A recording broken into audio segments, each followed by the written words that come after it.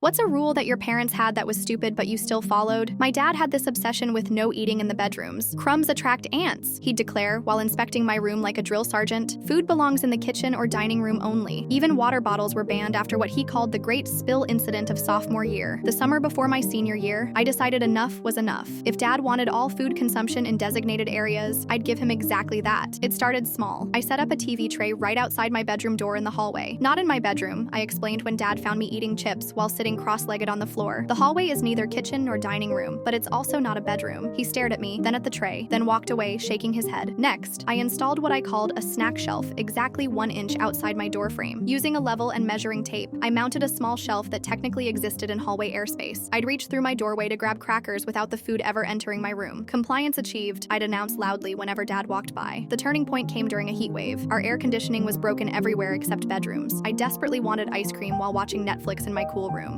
Solution? I set up a camping chair in my doorway, positioned so I was technically sitting in the hallway while my laptop sat on my bed, visible through the door. The ice cream never crossed the threshold. Dad found me like this, spoon in hand, sweating in the hallway while cool air flowed past me. "This is ridiculous," he muttered. "You're being ridiculous," I countered. "I'm following your anti-crumb protocol perfectly." My masterpiece came the following week. I installed a Lazy Susan on my windowsill, half inside and half outside my room.